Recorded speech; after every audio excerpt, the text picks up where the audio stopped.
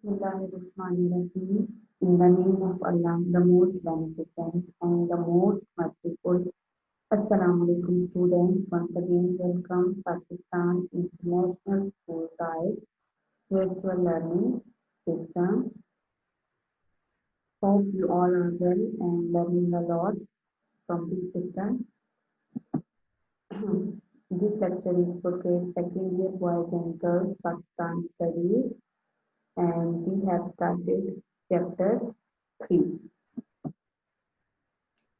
First of all, today we will discuss the new syllabus, Pakistan Studies second year, and first chapter, Genesis of Islamic Republic of Pakistan. You know that we have started and discussed each and everything in detail from this chapter, chapter 1. Today I will tell you the topics which are included in your syllabus, Genesis of Islamic Republic of Pakistan, ideology of Pakistan, concept, components of Pakistan ideology, and Islam, democracy, social justice, equality and responsibility, basic human rights.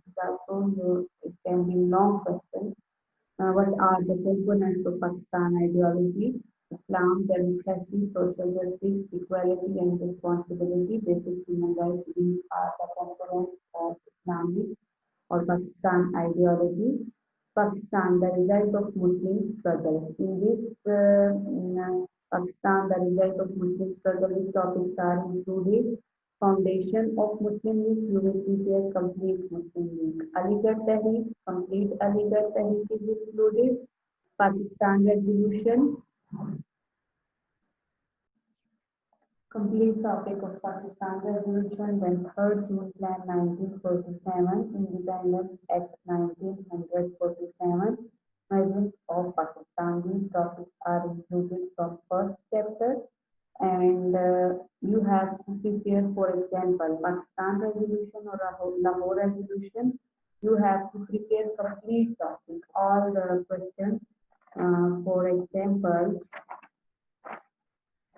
in Pakistan Resolution, background, you will prepare background of Pakistan Resolution, Lahore section of the Muslim League, adoption of Lahore Resolution, and salient feature of the Lahore Resolution, analysis, importance of Lahore Resolution, complete topic you will prepare. Aligarh Tehreek, foundation of Muslim League, 3rd June 1947. These are the topics, and you will prepare complete these topics for your exam. Now chapter 2, initial problem of Islamic Republic of Pakistan, problem, introductory remarks.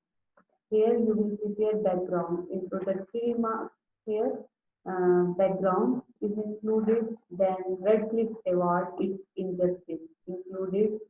Next, problems of the new board state. First problem I told you, administrative problem. Then influx of refugees or rehabilitation of refugees, division of assets, division of armed forces and assets, water canal dispute, cession of princely states, Junagadh, Manavgarh, Kashmir, Hyderabad, Deccan. These topics are included. Next, the other B part in the long question, the vision of Quaid-e-Azam Muhammad Ali Jinnah about Pakistan, and settlement of refugees, what kind of steps were taken by Quaid-e-Azam, and then advice to government officials for national service or the guidance for the public servant. Guidance for the public servant, then provincialism and provincialism, guiding principles for the economy of Pakistan, guiding principles of foreign policy, advice to the students to concentrate education. These topics are included in your syllabus, and advice to the students. Here it is a separate guiding principles of the foreign policy. If you have old book, then you can see here this heading is not included in old book. Advice to the student to concentrate on education. So here this is your last quotation about students, and before this one paragraph that you will write the heading about the advice to the student to concentrate on education, and this quotation, my young friends, this quotation will be included in this topic. Hope you understand. Now the third chapter, Geography of Islamic Republic of Pakistan. We are doing this chapter and we have started this chapter. The first topic is Geography of Pakistan. Geography of Pakistan. Here location and boundaries are included, Geography of Pakistan, and physical profile. These topics are included in Geography of Pakistan. Then imbalanced economic growth and regional disparities. Imbalanced economic growth and regional disparities. In the previous lecture, we discussed and I explained each and every point, imbalanced economic growth and regional disparities. Then geostrategic position. Today we will discuss this long question in detail, geostrategic position of Pakistan. And the other topics which are included in this chapter: attraction for tourists, gateway to landlocked countries, Afghanistan, Central Asian Republic, we will discuss in detail. So today our topic is geostrategic position of Pakistan. Chapter 3, Geography of the Islamic Republic of Pakistan. And today we will discuss geography, Pakistan's geostrategic position. The geostrategic location of Pakistan, is the biggest continent of Asia, has given it a unique position and important position in the world. Pakistan, due to its geographical location, has assumed a decisive role to play in keeping balance of power in Asia and especially between the superpowers. Pakistan is being described as guarding the traditional invasion routes from Central Asia to subcontinent, as commanding the sea lanes from the oil Gulf to the Arabian Sea, and as blocking access to the warm waters of the Indian Ocean. Pakistan, this is the main importance of Pakistan, the location of Pakistan, why Pakistan is important, and the geographical and strategic location has enhanced Pakistan's importance in the world. Pakistan occupies a historical and significant main position in Asia, and Pakistan is located in Southeast Asia. We have discussed the latitude and longitude. Area of Pakistan 7,96,096 square kilometers. It can be asked in amplitude and stretching over 1,600 kilometers from north to south and about 885 kilometers from east to south.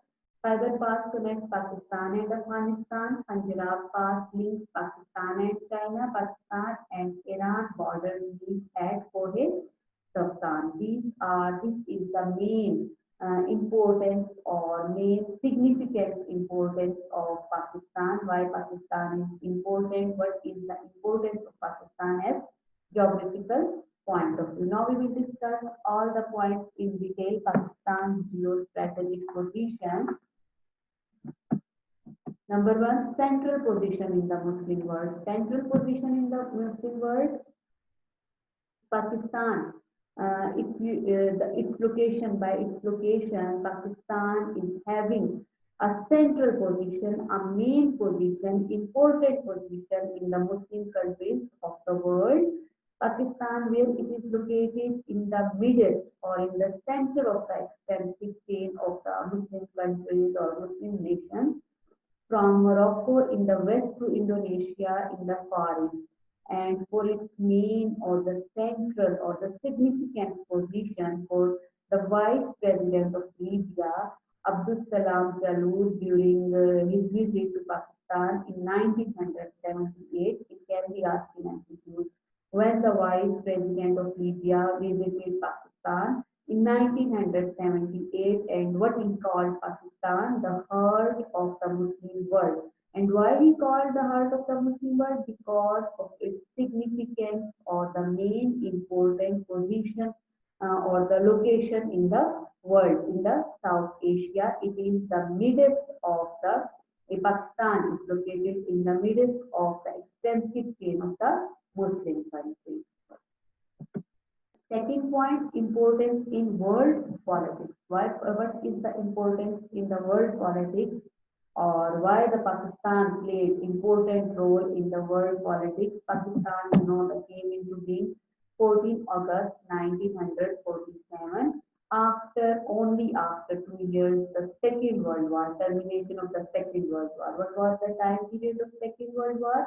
1939 to 1945. This was the time period of Second World War, and Pakistan was came into being after 2 years or termination of the Second World War. In the post-war period, the USA and the USSR, USA, United States of America, and USSR means the Soviet Union. Officially, it was called the Union of Soviet Socialist Republic.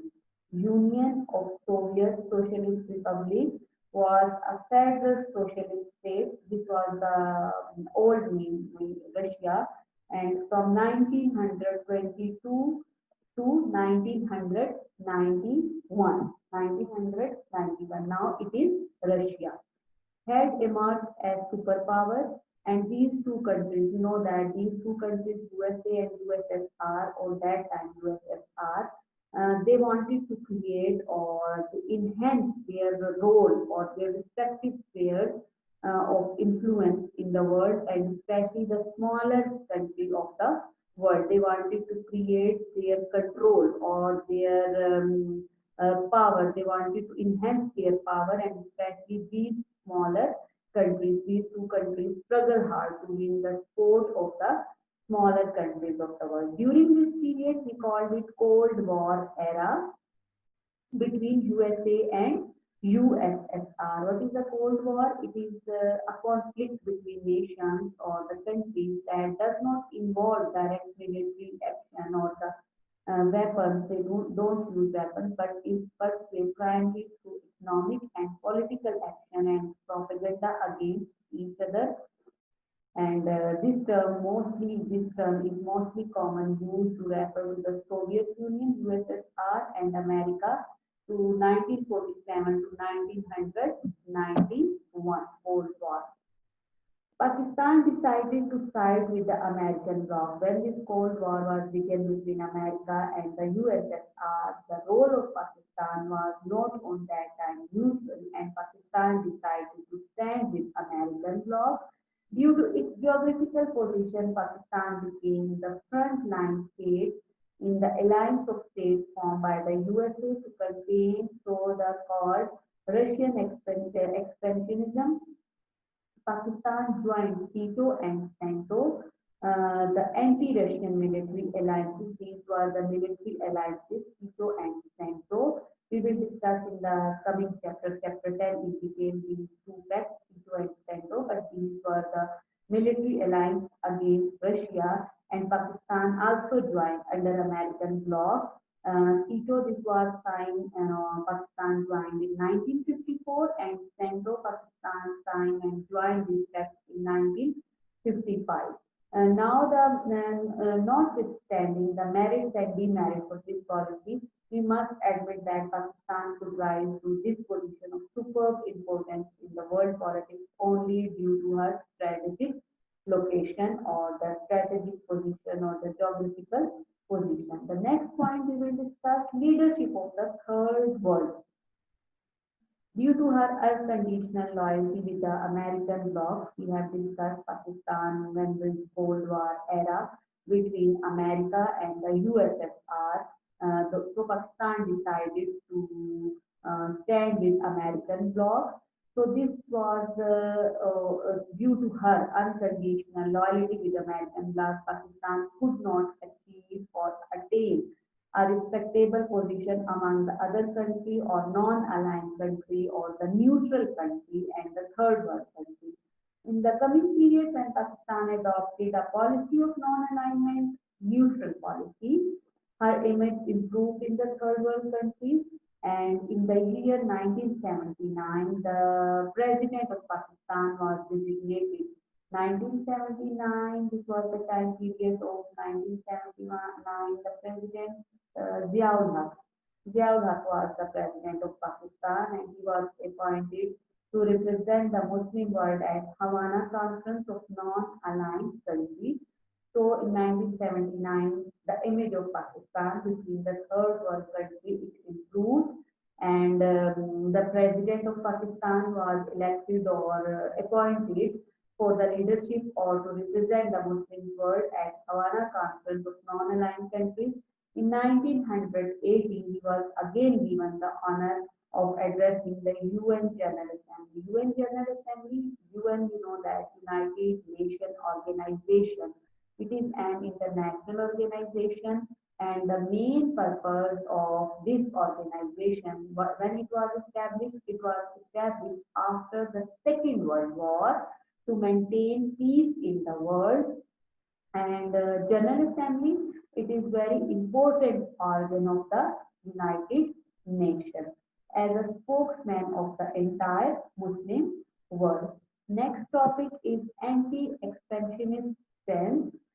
In spite of our meager resources, Pakistan took a firm stand against the expansionist design of the Soviet Union and offered sustained resistance to Russian interfere in Afghanistan. Russia, you know that Russia attacked or Russia interfered in Afghanistan. The entire free world now appreciates the role of Pakistan or Pakistan's strategy, Pakistan's spirit fighting spirit that defeated the Russia or the Russian designs in Afghanistan and lead to the ultimate dismemberment of the superpower. When Russia attacked or Russia entered in Afghanistan, Pakistan was totally against Russia and the entire free world. They appreciate Pakistan's role and the Pakistan brave fighting spirit that defeated the Russian design in Afghanistan. The last topic of this question is the center of trade and transit route. Now the center of trade, Pakistan, you know that we discussed the central position of Pakistan, why Pakistan is important, geographically Pakistan important. Now the trade and transit route we will discuss now. Pakistan is placed in a highly strategic position on the world map. It is located in the center of the road and rail link between the countries of the Far East and Iran, Turkey and Europe. Air and sea ports of Karachi offer a central transit point between the European and Asian states. You know that Pakistan has a seaport, warm waters, and Pakistan warm water seaports remain operative throughout the year. Pakistan's seaports and you know that we will discuss in the coming topic the landlocked Central Asian states and also Russia and the other countries. They are using our seaports because Pakistan has warm water. Warm water means the seaport, and it remain or the operative throughout the year. And all these countries central transit point between the European and the Asian states, they are using our seaports, and this is the main importance of Pakistan because the warm water, and Pakistan has the seaport, and you know the Russia is a superpower but no seaport, and also the Central Asian states which got the freedom from Russia, they are also having no seaport. So all the trade is done from the Pakistani seaports, and they are using Pakistan route. This is the main importance of Pakistan. Hope you understand today's lecture, and also today I told you the first 3 chapters of the reduced syllabus which are included, and when we will start chapter 4, I will tell you now chapter 4 reduced syllabus before starting the chapter. Hope you understand today's lecture, revise this topic, and this question is very, very important question. Thank you, students. Have a nice day.